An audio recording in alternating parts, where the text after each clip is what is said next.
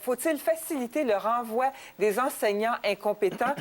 Les réponses, tenez-vous bien, absolument 71 %, un peu 19 %, non 10 %. Alors, c'est de ça dont on va parler à l'instant, parce que l'Institut économique de Montréal publiait récemment une note économique intitulée « Valoriser la profession enseignante en congédiant les enseignants incompétents ». La note, qui part du constat qu'au Québec, on a congédié que 7 enseignants en 5 ans, dit qu'il est difficile de parvenir à congédier un incompétent s'il est permanent et rappelle qu'on n'évalue pas assez souvent les enseignants, surtout après qu'ils aient obtenu leur permanence. L'Institut ajoute que le concept même de permanence dans l'enseignement paraît absurde.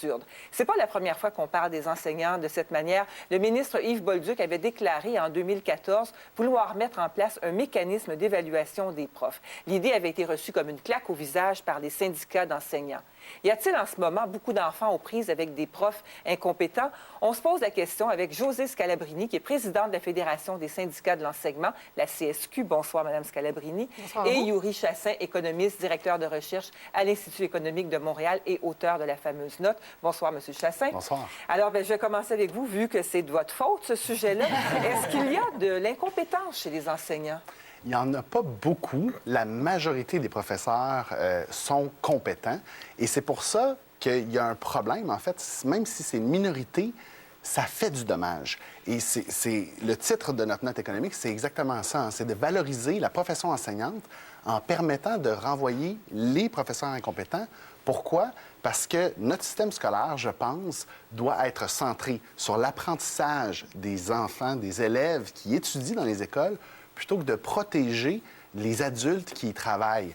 Évidemment, on doit donner les outils à un professeur qui a de la difficulté pour pouvoir s'améliorer. Mais si la volonté n'y est pas, il faut pouvoir, à un moment donné, suffire, dire, voici, là, on arrête ici de tolérer l'incompétence. Et c'est simplement, bon, évidemment, d'abord pour l'élève. D'abord, pour l'apprentissage, je pense qu'on veut tous, Mme Scalabrini, moi et tout le monde, on veut que l'école soit la meilleure possible, dans ce cas-ci, l'école publique. Ceci étant dit, il y a même d'autres aspects, par exemple, les enseignants eux-mêmes, qui, parfois, avec un collègue incompétent, se retrouvent dans une équipe école qui a de la difficulté. Alors, c'est tout ça qu'il faut considérer. Et je pense que l'évaluation, c'est pas trop demandé. Je ne sais pas pourquoi les syndicats s'y opposent. Les enseignants sont eux-mêmes des spécialistes en évaluation, en quelque sorte. Hein? Donc, pourquoi pas essayer de s'entendre sur un moyen comme celui-là? Madame Scalabrini, quand vous entendez ça, est-ce que vous trouvez que notre système est ainsi fait qu'il protège les professeurs incompétents? Vous comprendrez que je vais me servir de ce qui vient d'être dit pour dire qu'il y a eu des congédiements pour incompétence. Okay? On a même dit qu'il y en a eu 7 sur 5 ans. Donc, on est venu prouver qu'il y a un mécanisme qui permet... Mais ça prend vraiment des motifs très, très, très, très graves pour congédier un professeur. J'espère que ça prend des motifs très graves pour congédier un enseignant dit incompétent. Parce que l'incompétence, c'est quelque chose de sérieux. Là. On vient dire à un enseignant qui a fait un baccalauréat de 4 ans, qui a été dans le système bien souvent avant de devenir permanent, parce que là, on est en train de parler des permanents, là, de 2 à 15 ans des fois, précaires avant de devenir permanent, qui a toujours été compétent. Et là, à un moment donné, arrive un mécanisme pour dire, là, vous êtes plus compétent d'un coup. Heureusement, le Québec a été capable de se doter d'encadrements qui permettent de valoriser la compétence au Québec et non pas l'incompétence. D'ailleurs, en 2004, l'Office des professions du Québec est venu dire qu'on avait un encadrement qui permettait même de ne pas avoir d'ordre professionnel parce que le Québec, contrairement à beaucoup de provinces, a su créer, de par la loi d'instruction publique et de par les conventions collectives, tout l'encadrement qui nous permet de dire qu'au Québec, nous avons des enseignants compétents, pas focusés sur le fait de penser que statistiquement parlant, est-ce qu'on a été capable de congédier les incompétents? Moi, je vais aller plus loin que ça. On vient de nous parler de des données chiffrées. Moi, je vais dire combien d'enseignants qui ont été rencontrés, qu'on a évalués, parce que dans une école, le droit de gérance sur l'évaluation, un ancien enseignant qui est devenu directeur, Ouais. sur l'évaluation, combien d'enseignants on a commencé à accompagner et qui se sont retirés parce qu'ils ont réalisé qu'ils n'étaient pas faits pour l'enseignement. Ça, ils ne se rendent pas dans les statistiques. Hein? On n'est pas capable de trouver ces chiffres-là nulle part. Pourtant, ça existe et il y en a beaucoup plus que le nombre qui a été congédié. Donc, oui, les enseignants au Québec sont compétents Mais et je voudrais qu'on focus sur la Mais compétence. 7 sur 5 ans. Il y a 58 000 enseignants permanents au Québec. 7 sur 5 ans, quand même. Et pour moi, c'est un petit peu ça. Il ne faut pas se cacher, il ne faut pas se mettre la tête dans le sable, parce que, évidemment, moi, je ne suis pas du milieu scolaire. Hein? Donc, j'ai parlé à des professionnels qui travaillent dans des écoles, des gens qui travaillent dans les commissions scolaires. Et évidemment, ce qu'on me dit, c'est que c'est un problème connu. Pour une direction, d'évaluer un professeur, c'est déjà difficile. De le renvoyer, c'est pratiquement impossible.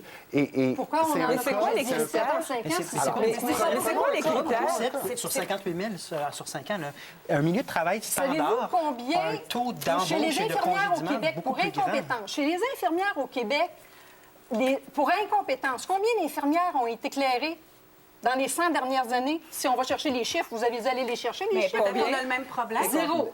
Peut-être qu'on a le même Zéro. problème. Peut-être qu'il y a peu d'appelés. Non, parce qu'on a dit, la vous démarche irez lire la prend note économique. des La note années. économique va venir dire que pour régler le problème et valoriser la profession, ça nous prendrait peut-être un ordre professionnel Non, des j'ai jamais dit infirmières ça. au Québec. Alors, Il c'est est dit dans la note nulle économique part. qu'une Alors, des ça solutions. demande une évaluation. Et moi, personnellement, je ne évaluation. suis pas vraiment en faveur d'un ordre professionnel parce que, de toute façon, l'idée, c'est l'évaluation. Et je pense que c'est un peu sain et normal, quand tout le monde est pas mal évalué dans son travail, d'avoir l'évaluation, même pour les bons enseignants. On veut cette Et on a ce droit-là. rétraction-là. La direction La a ce droit. maudite française va encore parler de l'éducation OK, go. nationale. Mais il y avait le proviseur qui venait dans nos classes évaluer et cette journée-là, le professeur s'était mis chic. Puis là, nous, fallait qu'on soit bon puis qu'on soit propre.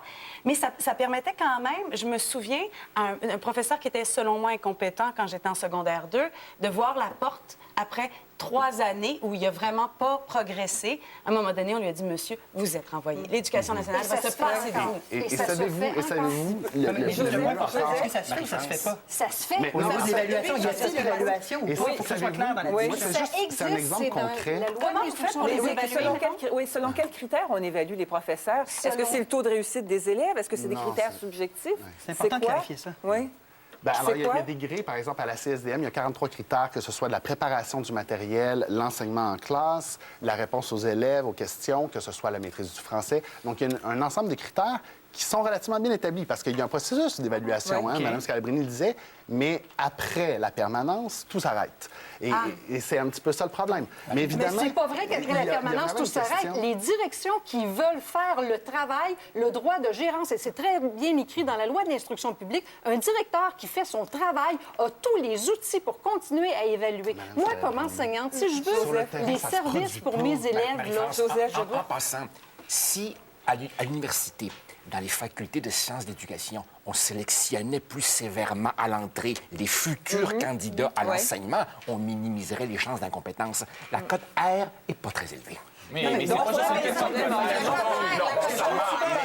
vous entend pas. Si vous parlez juste en même temps, on vous entend pas. Dites-moi, ça aurait pris combien de congédiements? Qu'on me dise, ça aurait pris combien? On dit 7, c'était pas Non, mais fait. c'est pas une question de nombre. mais C'est c'est ça. Ce qui est étonnant, Voilà. ce qui est étonnant, c'est que vous parlez de compétences et vous parlez d'incompétences, et on pose la question, mais qui évalue et dans quels paramètres? Est-ce que je comprends bien qu'après la permanence, il n'y a pas vraiment d'évaluation formelle et Il y en a récurrente? certaines commissions scolaires anglophones, notamment, mais très rarement dans les Très commissions rarement. scolaires. C'est J'aimerais vraiment savoir difficile de si vous déterminer avez qui est comparé compétent et qui avec est l'univers du incompétent. milieu de travail syndiqué.